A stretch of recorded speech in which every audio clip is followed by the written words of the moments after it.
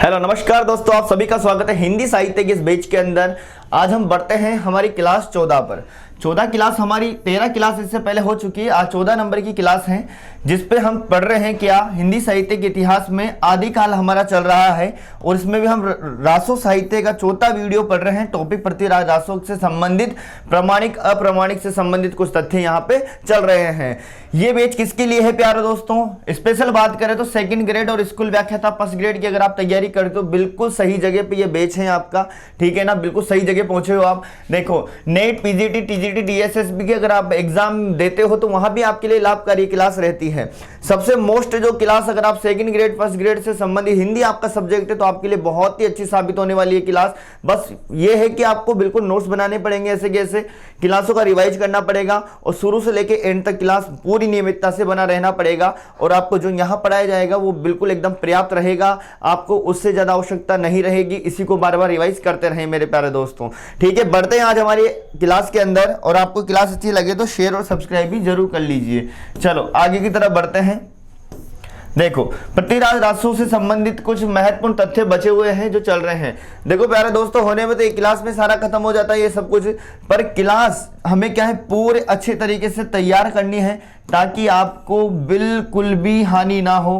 कैसा भी क्वेश्चन पूछा जाए हमारे रजिस्टर के अंदर होना चाहिए प्यारे दोस्तों, ठीक है ना। क्योंकि आपको पता है आज का साहित्य का काफी वेटेज है तो उसके लिए आपको बहुत ही ज्यादा अच्छे तरीके से क्लास को पढ़ना पड़ेगा। देखो पृथ्वीराज रासो से संबंधित कुछ महत्वपूर्ण तथ्य की अगर हम बात करें, ये क्लास रोज रात 8 बजे आती है। पृथ्वीराज रासो से संबंधित कुछ महत्वपूर्ण तथ्य करते हैं। इससे पहले की क्लासें काफी इंपॉर्टेंट है, सभी क्लास आप लीजिए। चलो आगे बात करें, पृथ्वीराज रासो में सबसे बड़ा समय कौन सा माना जाता है? मेरे प्यारे दोस्तों, पृथ्वीराज जो रासो है चंद्रप्रदाय ने लिखा है, उनके द्वारा रचा गया है। पृथ्वीराज रासो में पता है आपको कि 61 सर्ग है, मतलब 61 जो सर्ग है 69 के लगभग। कितने हैं? 69। पृथ्वीराज रासो में उसमें से सबसे बड़ा सर्ग कौन सा है, मतलब उसको समय भी कहते हैं तो 61वां समय। उसके अंदर 69 में से जो 61वां समय है ना वो सबसे बड़ा माना जाता है। क्वेश्चन बड़ा इंपॉर्टेंट हो सकता है आपके लिए। पृथ्वीराज रासो में सबसे बड़ा समय किसे माना गया है? कन्नवज समय को माना गया है। किसको? कन्नवज समय, मतलब कन्नौज का युद्ध वाला समय था उसको, 61वां समय, ठीक है। ये ध्यान रखना, ये वाला महत्वपूर्ण बिंदु है। अब ये 61वां समय क्या है तो इसके पहले की क्लासें आपने पढ़ी होगी तो सारी बात आपको समझ में आ गई होगी। देखो जो इसकी मूल कथा है, तुलसी के रामचरितमानस में जो स्थान अयोध्या कांड का है वही स्थान इसमें कन्नवज समय का है। ऐसा किसने बोला है? ऐसा नामवर सिंह ने बोला है। किसने बोला है प्यारे दोस्तों? नामवर सिंह ने। देखो दोबारा सुनिएगा, महत्वपूर्ण बिंदु है। पृथ्वीराज रासो में सबसे बड़ा समय जो माना गया है कन्नवज समय माना गया है, जिसका क्रमांक है 61वां समय। जो इसकी मूल कथा है, तुलसी के रामचरितमानस में जो स्थान अयोध्या कांड का है ना वही इसमें कन्नवज समय का माना गया है। और ऐसा किसने कहा है? नामवर सिंह ने कहा है। बहुत ही इंपॉर्टेंट लाइन है मेरे प्यारे दोस्तों, जो सबसे अलग करती है आपको याद होने के बाद, ठीक है ना। जरूर जरूर याद रखना। सीधा इस तरह से भी पूछा जा सकता है कि पृथ्वीराज रासो से समय सबसे बड़ा समय कौन सा था तो कन्नवज समय था, या फिर क्रमांक भी आ सकता है 61वां समय था। चलो अगली बात पे बढ़ते हैं। 69 सर्ग आपको पता है, चलते हैं आगे। देखो 69 सर्ग समय की बात करें, देखो 69 सर्ग हैं आपको पता है, समय इससे पहले हम पढ़ चुके हैं। उसमें सबसे बड़ा हमने देख लिया है 61वां वाला, उसको क्या बोला है? कन्नवज युद्ध, ठीक है ना। वो कन्नवज युद्ध का जो समय था वो सबसे बड़ा माना गया है उस समय को। फिर देखो आगे की तरफ बात करें, आदिकाल की ये रचना छंदों का अजायब भगर कही जाती है। आपसे पूछा जाए कि कौन सी रचना है जो छंदों के अजायब भगर के नाम से जानी जाती है तो वह है पृथ्वीराज रासो। कौन सी प्यारे दोस्तों? वो है पृथ्वीराज रासो। इसको क्या कहते हैं बताओ? छंदों का अजायब भगर भी कहा जाता है। क्या कहा जाता है? छंदों का अजायब भगर भी कहा जाता है। जरूर जरूर ध्यान रखें। आगे की तरफ देखते हैं। देखो 72 प्रकार के जो छंद हैं, कितने प्रकार के? 72 प्रकार के जो छंद हैं इसमें प्रयोग हुए हैं। उनमें कौन कौन से क्या है देखो ये देखते हैं आगे। देखो 72 प्रकार के छंद हुए हैं, उनमें से बात करें तो मात्रिक छंद है, वर्णिक छंद है और मिश्र है और वचनिका है। तो इनमें से जो मात्रिक प्रयोग हुए हैं 32 के लगभग। कितने हुए हैं? 32। वर्णिक कितने हुए हैं? 30 और मिश्र कितने हुए 6 और वचनिका कितने हुए 4। तो इसके अंदर प्यारे दोस्तों आदिकाल की ये जो रचना है इसे छंदों का अजायबगर कहा जाता है। 72 प्रकार के छंद इसमें प्रयोग हुए हैं। तो देखिएगा मात्रिक प्रकार के जो हैं वो है 32, वर्णिक वाले 30, मिश्र वाले 6 और वचनिका वाले 4। तो देखो यहां तक हमने क्या पढ़ा है। मोस्ट इंपोर्टेंट बात करें तो प्रतिराज रासों में जो सर्ग है 69, उनमें सबसे बड़ा सर्ग समय क्या है, तो इसके पहले की क्लास जरूर देखिए, वहां से सारी बात आपको समझ में आएगी। 69 सर्ग जो समय है वो सबसे बड़ा माना गया है, उसका नाम है कनवज युद्ध या फिर कनवज समय, जो 61वें नंबर का है। और इसके बारे में जो पूरा कथन बोला है वो नामवर सिंह ने बोला है। इसे छंदों का अजायब अगर कहते हैं। 72 प्रकार के छंद इस रचना में है। कितने प्रकार के हैं? 72 प्रकार के हैं इस रचना के अंदर छंद, और उसकी कैटेगरी भी अलग अलग करके आपके सामने बताई गई है। ऐसे कैसे ही आपको नोट्स बनाने हैं, ठीक है ना। चलो आगे बढ़ते हैं। अब आगे देखिएगा, देखो ये कथन कहा है बच्चन सिंह ने, जो आपके सामने आ रहा है आगे। ये कैसे आएंगे क्वेश्चन, ये बिल्कुल कथन लिख के आ जाएंगे और आपसे पूछा जाएगा कि किसने कहा है, तो ध्यान रखना। देखो आगे बात करते हैं। प्रतिराज रासो न श्रृंगार गाता है, न वीर गाथा है और न उनका मिश्रण है। सुनना कथन को। प्रतिराज रासो न तो श्रृंगार गाता है, न वीर गाता है और न उनका मिश्रण है। यह एक राजनीतिक महाकाव्य है। ये मोस्ट लाइन है। यह एक क्या है? राजनीतिक महाकाव्य है। आपसे पूछा जाएगा इसको राजनीतिक महाकाव्य किसने कहा है, तो ध्यान रखना बच्चन सिंह जी ने कहा है। किसने कहा है? बच्चन सिंह ने। राजनीतिक महाकाव्यात्मक त्रासदी है, किसने बोला है? बच्चन सिंह ने बोला है। यह कथन आप जरूर ध्यान रखें कि प्रतिराज रासो को राजनीतिक महाकाव्य किसने कहा है? बच्चन सिंह ने कहा है। इन्होंने पूरा कथन बोला है, तो इसको पूरा ध्यान रखें। आगे बात करते हैं अगले पॉइंट पे।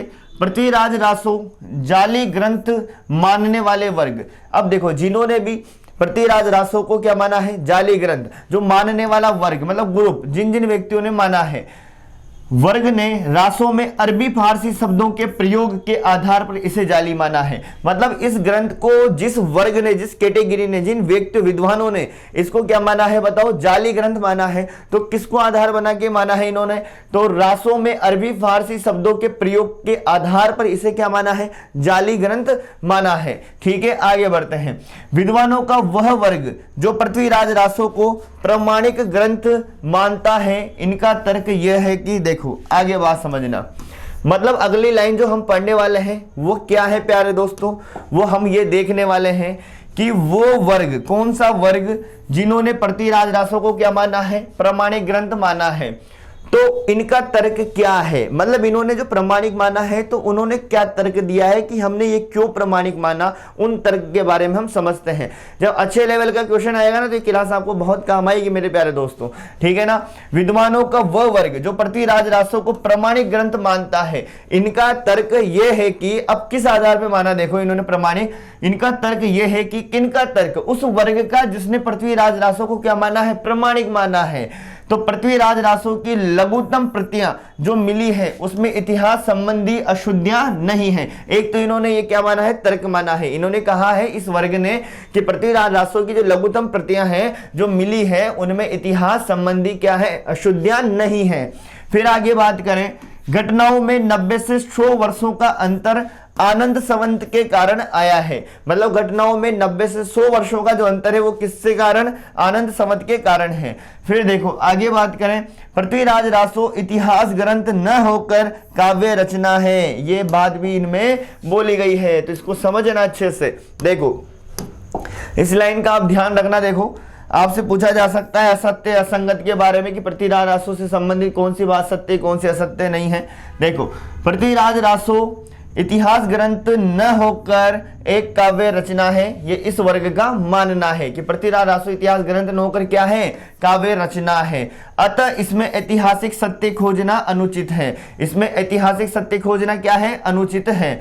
इसे प्रमाणिक, इसे अप्रमाणिक ग्रंथ मानना उचित नहीं है। हाँ, इसमें प्रक्षिप्त अंशों का समावेश अवश्य हुआ है। तो ये तर्क माने हैं 3, 4, 5 जो भी तर्क बताए मैंने, ये इन किन विद्वानों ने माने हैं? जिन्होंने इस ग्रंथ को प्रमाणिक माना है उन्होंने ये ये बात बताई है कि हमने इस आधार पे हमने इनको प्रामाणिक माना है और इसको अप्रामाणिक क्यों नहीं मानना चाहिए, वो बातें इसमें बताई गई है। चलो, हमें तो बस कथनों पर ध्यान रखना है आपके परीक्षा की दृष्टि से। आगे बात करें, पृथ्वीराज रासो किसने लिखा है भाई बताओ? चंद्रबरदाई ने लिखा है। पृथ्वीराज इतना बड़ा महाकाव्य है तो उसके बारे में आपको चंद्रबरदाई के बारे में भी पता होना चाहिए, क्योंकि ये भी क्या है, महाकवि है। तो देखो, चंद्रबरदाई की बात करें अपन, किसकी बात करें? चंद्रबरदाई की। कुछ बातें तो ग्रंथ के अंदर हो गई है, पर कुछ स्पेशल इनकी जो परिचय वाली बात है वो भी बात करते हैं। चंद्रबरदाई की बात करें तो ये कौन है? पृथ्वीराज रासो के रचयिता हैं ये, ठीक है ना। पृथ्वीराज विजय के कौन है? जयानक हैं। और रासो के कौन है? चंद्रबरदाई हैं। देखो, जन्म की बात करें हम चंद्रबरदाई के जन्म की, तो 1168 ईस्वी बताया गया है। कितना बताया गया है? 1168 ईस्वी बताया गया है। विक्रम संवत 1225 विक्रम संवत है। आचार्य शुक्ल जी के अनुसार है, हर प्रसाद जी के अनुसार भी हैं और आचार्य शुक्ल जी के अनुसार भी हैं। जन्म की बात करें कितना बताया प्यारे दोस्तों, बोलो? 1168 ईस्वी बताया है सर। विक्रम संवत की बात करें तो 1225 विक्रम संवत बता देना। और किसके अनुसार बताया है ये जन्म? आचार्य शुक्ल जी के अनुसार। चंद्रबरदाई का जो जन्म हुआ था ना, ये हुआ था लाहौर में। कहां पे हुआ था? लाहौर में हुआ था। भट्ट जाति के जगात नामक गोत्र में हुआ था। किस में हुआ था? भट्ट जाति के जगात नामक गोत्र में हुआ था। और इनके बारे में पृथ्वीराज रासो में पृथ्वीराज और चंद्रबरदाई के बारे में ये पंक्ति बड़ी इंपॉर्टेंट है, जो ये वाली दिखाई दे रही है आपको। पृथ्वीराज और चंद्रबरदाई जी के बारे में कहा गया है पृथ्वीराज रासो में कि एक थाल में जन्म, इनका जन्म एक साथ हुआ और एक थाल में मरण, और दोनों एक साथ क्या होते हैं? मरते हैं। तो ऐसी बात यहाँ पे लिख रही है, एक थाल जन्म एक थाल मरण। प्रसिद्ध कथन किससे संबंधित है? पृथ्वीराज रासो से संबंधित है। इन दोनों का जन्म मरण एक साथ हुआ, तो वो वाली लाइन इससे दर्शित होती है। आगे की तरफ बात करें, देखो, चंद्रबरदाई को छप्पे का राजा कहा जाता है। जो इसमें जो प्रयोग हुए हैं छंद अलंकार वगैरह, उनकी बात है। चंद्रबरदाई को क्या कहा जाता है? छप्पे का राजा कहा जाता है। और सर्वाधिक छप्पे का प्रयोग हुआ है पृथ्वीराज रासो में, ऐसा मैंने बताया है इसके पहले वाली क्लास के अंदर, ठीक है ना। चंद्रबरदाई क्या कहलाता है? छप्पे का राजा कहलाता है। क्वेश्चन आ जाए कि हिंदी साहित्य में छप्पे का राजा के नाम से जाना जाता है चंद्रबरदाई। किसने कहा? शिव सिंह सेंगर ने कहा है ऐसा। किसने कहा प्यारे दोस्तों? शिव सिंह सेंगर ने। चंद्रबरदाई छप्पे का राजा कहलाता है। किसने कहा? शिव सिंह सेंगर ने कहा है। फिर पूछा जाए, चंद्रबरदाई छंदों का राजा भी कहलाता है। किसका राजा? छंदों का राजा कौन कहलाता है? चंद्रबरदाई कहलाता है। किसने कहा? नामवर सिंह ने। किसने बोला प्यारे दोस्तों? नामवर सिंह ने। तो बात को समझना कि देखो, इनका जन्म कहाँ हुआ? लाहौर में हुआ। कब हुआ? 1168 ईस्वी में। एक थाल जन्म एक थाल मरण, प्रसिद्ध पंक्ति पृथ्वीराज रासो से संबंधित है। चंद्रबरदाई क्या कहलाता है? छप्पे का राजा। किसने बोला? शिव सिंह सेंगर ने बोला है। छंदों का राजा किसने बोला? नामवर सिंह ने बोला है। फिर अगली लाइन देखो भाई, नोट है ये। 1875 ईस्वी में बुलर ने पृथ्वीराज विजय ग्रंथ के आधार पर इसे अप्रामाणिक रचना माना है। भाई आपने पढ़ा, मैंने पढ़ाया था आपको कि बुलर ने क्या माना है? अप्रामाणिक माना है। और इसके साथ और वर्ग वाले व्यक्ति भी मैंने बताए थे, तो सुनना। 1875 ईस्वी में बुलर ने पृथ्वीराज विजय, विजय तो किसका है प्यारे दोस्तों? ये जयानक का है। इसके रचयिता कौन है? जयानक है। तो 1875 ईस्वी में बुलर ने पृथ्वीराज विजय ग्रंथ के आधार पर इसको अप्रामाणिक रचना माना है। मतलब बुलर ने जो अप्रामाणिक माना है, किस ग्रंथ के आधार पे माना है? ये लाइन बड़ी इंपॉर्टेंट है। पृथ्वीराज विजय ग्रंथ के आधार पे माना है। चलो आगे बढ़ते हैं। देखो आगे देखिएगा, अब समझते हम पृथ्वीराज विजय के बारे में। तो यहां से कुछ संबंधित बातें हैं। पृथ्वीराज विजय की बात करें तो आपसे पूछा जा सकता है कि पृथ्वीराज विजय के रचयिता कौन है? तो जयानक हैं। प्यारे दोस्तों, पृथ्वीराज रासो पूछे तो चंद्रबरदाई बताना है, पर देखो जय विजय जय जय वाला पूछे तो क्या बताओगे? जयानक बताना है। क्या बताना है? जयानक बताना है। इस चीज का ध्यान रखना। पृथ्वीराज विजय के कौन है बताओ? जयानक है। अब ये पृथ्वीराज जो विजय है ना, इसको प्रकाश में लाने का श्रेय किसको जाता है? कर्नल जेम्स टोड को जाता है। पृथ्वीराज विजय को प्रकाश में लाने का श्रेय किसे जाता है? कर्नल जेम्स टोड को। और पृथ्वीराज विजय से संबंधित बातें बुलर की जो बात थी उससे पहले मैंने बता दी है। फिर देखो आगे बढ़ते हैं। अब ये कुछ रचनाएं हैं, देखिएगा इधर जो दिखाई दे रही है, ये भी रासों से जैन से संबंधित हैं, रासों के अंदर ही पढ़ी जाती हैं। देखो इनके आपको क्या करना है, सीधा रचयिता याद करना है जो आपके लिए इंपोर्टेंट हो सकते हैं, ठीक है ना। देखो संदेश रासक पूछी जाए आपसे, पूछी जा सकती है, इंपोर्टेंट है। संदेश रासक के कौन है बताओ, रचयिता अब्दुल रहमान है। कौन है प्यारे दोस्तों, अब्दुल रहमान है। और ये रचना जो है अवहट भाषा की है। कौन सी भाषा प्रयोग हुई है इसमें, अवहट भाषा हुई है। और ये संदेश रासक क्या है, ये प्रथम प्रामाणिक रासो ग्रंथ है। इंपोर्टेंट लाइन है ये, पूछा जाए कि कौन सा प्रथम प्रामाणिक रासो ग्रंथ है तो संदेश रासक है। और इसके रचयिता अब्दुल रहमान है। कौन है बताओ, अब्दुल रहमान है। और इसमें किस भाषा का प्रयोग हुआ है, अवहट भाषा का प्रयोग हुआ है। इंपोर्टेंट है, याद रखना पड़ेगा, ठीक है।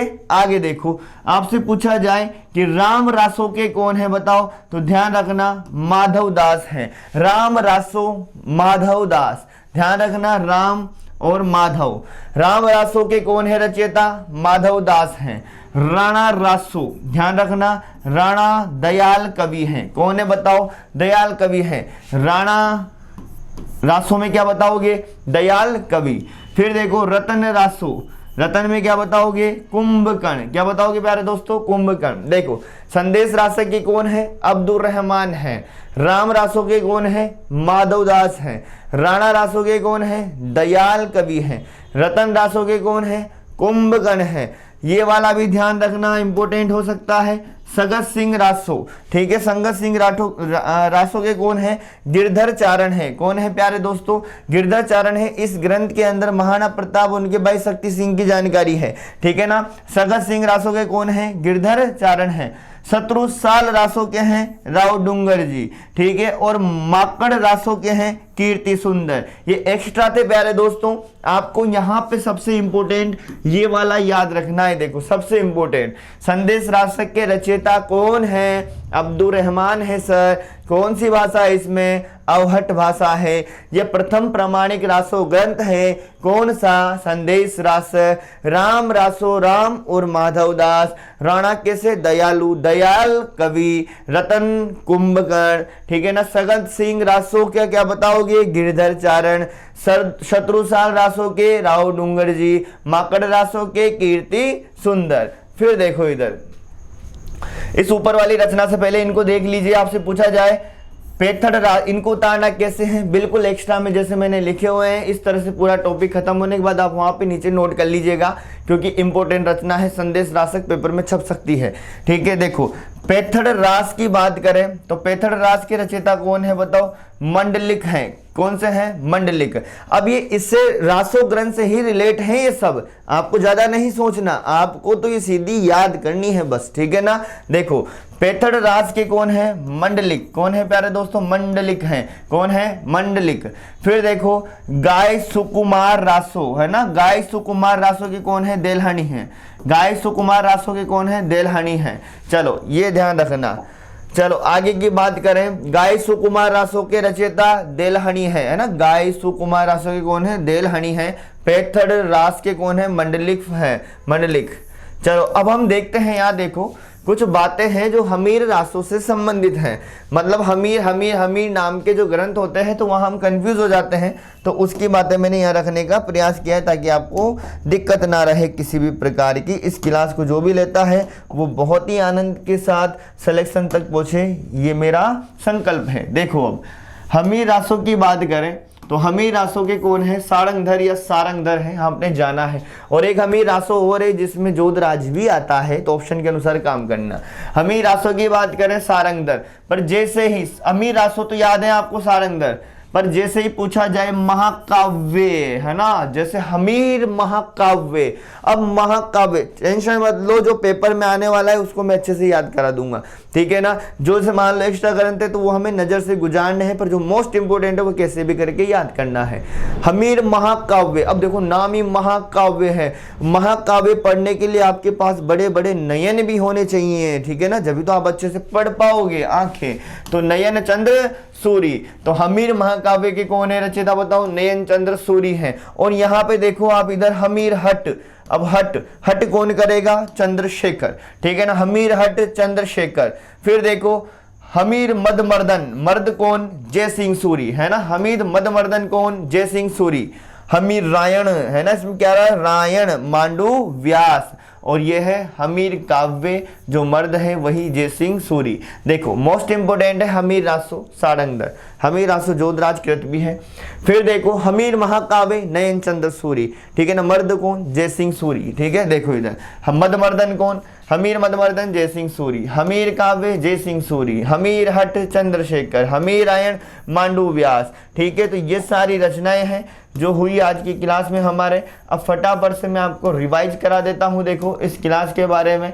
देखो आपको सारी जानकारी दे दूं, देखो मैं, ये क्लास 14 है, इसके पहले की 13 क्लासें काफी इंपोर्टेंट है, सब आप नोट्स बनाओ अच्छे से। देखो अगर लंबी तैयारी कर रहे हो आप और एक बार में सिलेक्शन लेना है तो इस दौर से गुजरना तो पड़ता ही है, कोई भी शॉर्टकट नहीं होता है। शॉर्टकट अपनाओगे तो देखो फिर वही है कि आप 2-2 बार 3-3 बार तैयारी करते ही रहोगे, तो एक ही बार में निकलना है। तो अच्छे से जैसे बता रहा हूँ वैसे वैसे काम करते चलो, नोट्स बनाते चलो, बार बार रिवाइज करते हुए चलो।